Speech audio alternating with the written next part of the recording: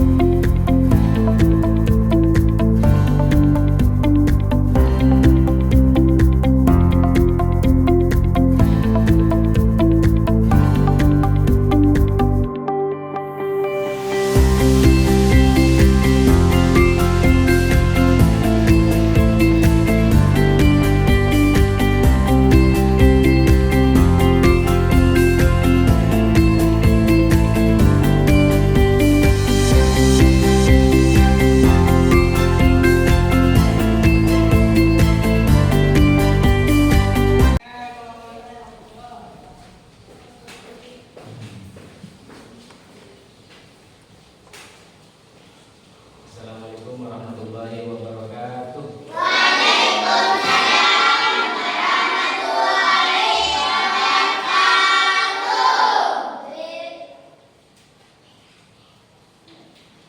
Bagaimana kabarnya pagi hari ini?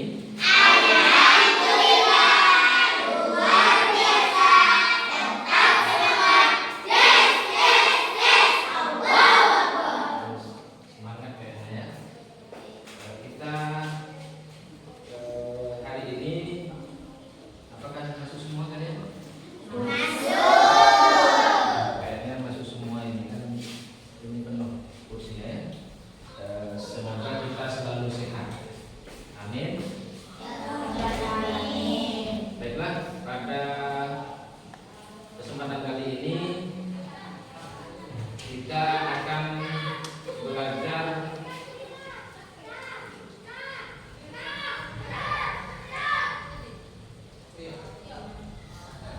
sebelum mulai pelajaran siap-siap dulu ya. Siap terlebih dahulu. Ahmad Kadani, Afifatul Billah, Ainul Huda, Zakira Khalida Zahra, Farihatul Jannah, Khairul Umamidin, Nabi Muhammad Sari, Muhammad Raihan Hidayatullah, Muhammad Sairul Abdali, Qurratul Aini, Sadidah, Sofia. Baiklah.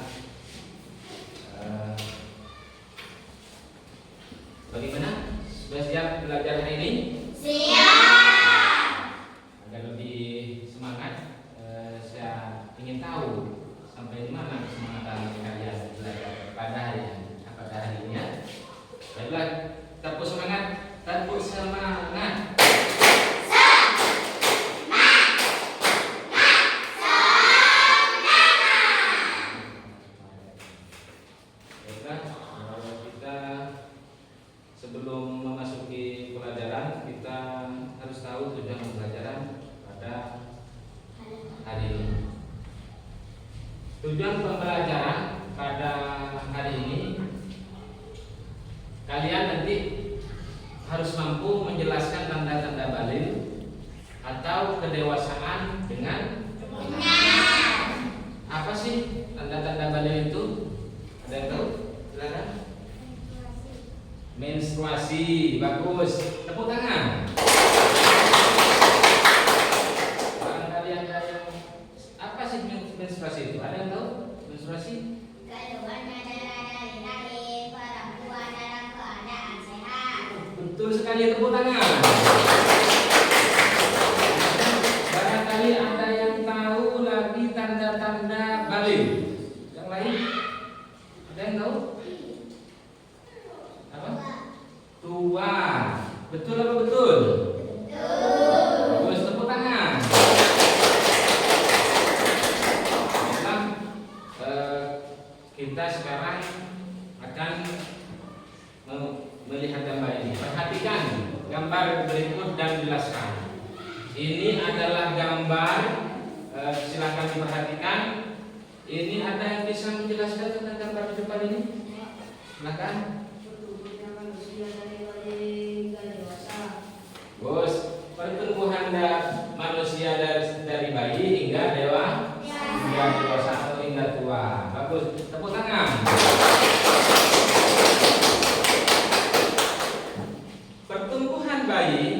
Pertumbuhan manusia dari bayi hingga tua ini ada yang namanya balik nanti. Dari manakah orang ini? Dari manakah manusia ini dikatakan balik? Apakah dari sini? Apakah dari sini dinamakan balik? Tidak, ya? Apakah dari sini? Tidak. Apakah dari sini? Tidak. Apakah dari sini? Tidak. Apakah dari sini? Tidak. Jadi ini sudah dewasa. Tapi menurut ilmu fikih dari segi usia itu berbeda-beda. Jadi untuk lebih jelasnya kita harus tahu balil itu dulu. Jadi menurut ilmu fikih balil itu sampai usia berapa?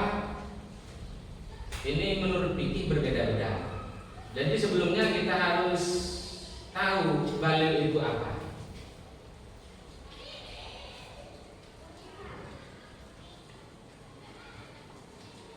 Nah ini balil menurut bahasa adalah Jadi menurut bahasa balil itu sampai. Ini menurut bahasa ya. Menurut bahasa sampai. Sampainya seseorang dari tempat satu ke tempat yang lain itu dinamakan balil. Kemudian ini selanjutnya menurut istilah adalah kedewasaan bagi seorang ini menurut ilmu fikih. Jadi orang yang sudah dewasa menurut ilmu fikih ini sudah balik. Menurut ilmu fikih kalau sudah dewasa berarti sudah balik. Sampai usia berapa? Ini menurut ilmu fikih juga berbeda. Maka kita harus mengetahui, harus belajar. Ada tanda-tandanya. Tanda-tanda balik itu agar kita mudah mengetahui apakah orang itu balik atau belum. Oleh karena itu kita harus mengetahui tanda-tandanya dulu. Ini tanda-tanda balik menurut ilmu fikih. Mengapa menurut ilmu fikih? Karena kita sekarang belajar ilmu fikih. Karena tanda-tanda balik itu ada menurut ilmu fikih, ada menurut ilmu biologi. Kita sekarang belajar tanda-tanda balik menurut ilmu fikih. Menurut ilmu fikih, tanda-tanda balik itu ada berapa? Ada 3. Jadi tanda-tanda balik itu ada 3. Yang pertama apa? Jadi bagi laki-laki itu bermimpi basah. Jadi kalau orang sudah bermimpi basah, maka itu sudah balik. Tanda yang pertama. Kemudian tanda yang kedua, haid bagi perempuan. Jadi kalau sudah perempuan sudah haid, maka itu sudah balik.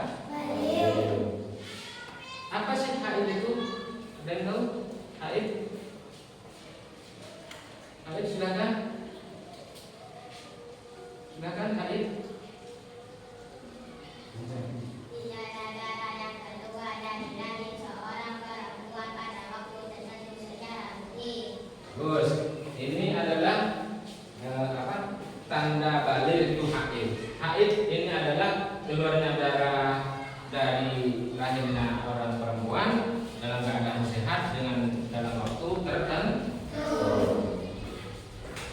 Kemudian tanda yang ketiga adalah berusia 15 tahun. Jadi kalau sudah berusia 15 tahun, baik laki-laki atau perempuan, maka berarti itu orang sudah baik. Paham sampai di sini? Ada yang mau ditanyakan? Silakan. Tepuk 1, tepuk 2, tepuk 3. Tetap semangat ya. Kemudian orang kalau sudah mimpi basah, sudah haid atau berusia 15 tahun, ini tanda-tandanya.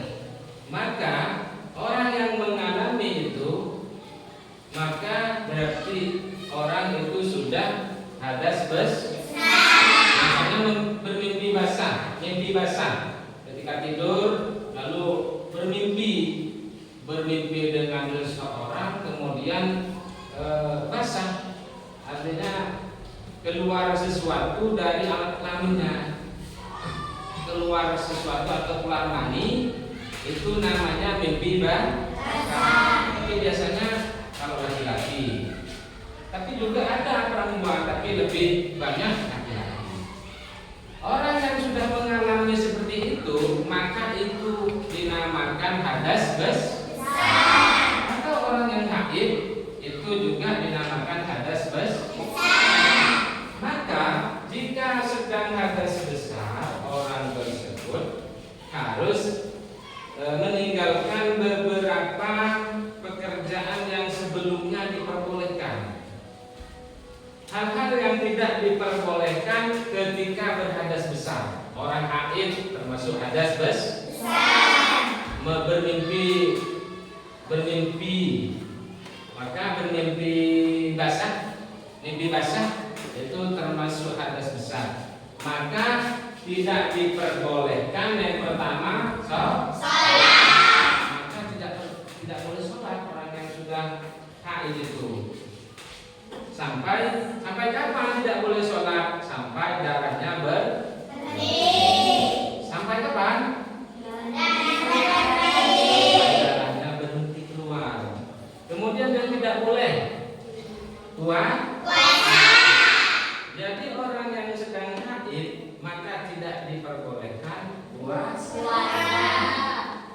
Jika sedang puasa kemudian keluar haid, maka harus berhenti puasa. Kemudian yang ketiga, berdiam diri di masjid. Maka orang yang sedang haid atau orang yang sedang junub itu tidak boleh berada di dalam masjid. Ya. Selanjutnya kita harus mengetahui cara bersuci. Untuk bersuci dari hadas besar dan bisa melakukan ibadah seperti sholat, puasa, maka diwajibkan mandi terlebih dahulu. Orang yang mimpi basah atau orang yang haid kalau sudah berhenti keluar darah maka harus mandi. Jadi harus mandi wajib atau mandi disebut mandi janabah. Apakah kalian ingin tahu bagaimana cara mandinya? Ini tata cara mandi junub. Yang pertama apa ini? Mandi junub. Berniat nawaitul muslim di rafil hadasin akbari minal janabati fadlillahi. Atau kalau haid minal haidi fadlillahi ta'ala. Kemudian yang kedua, mencuci tangan ini dicuci semua. Kenapa? Takut ada sesuatu yang menempel kemudian air tidak nempel pada kulit yang harus kita basahi. Jadi semua badan harus terkena air. Kemudian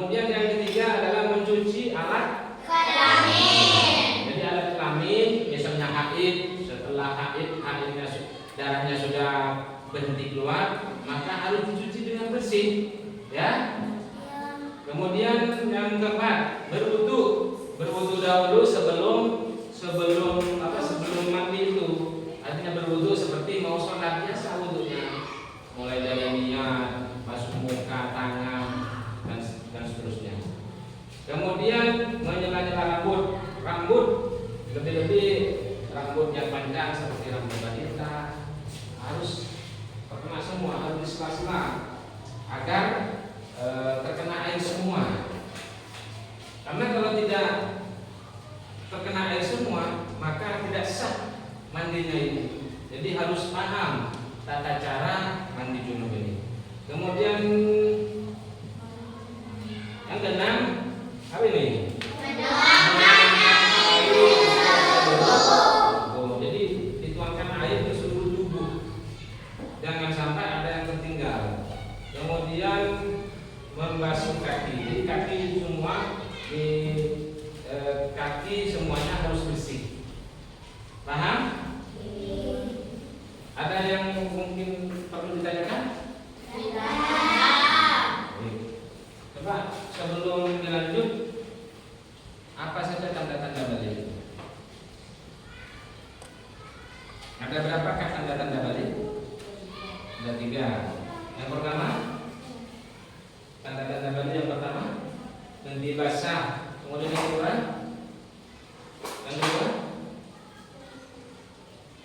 tanda-tanda balik yang kedua, tanda-tanda balik yang kedua, haid. Tanda-tanda balik yang ketiga, berusia bagi perempuan dan laki. Sudah paham semua pelajaran kita hari ini? Sudah.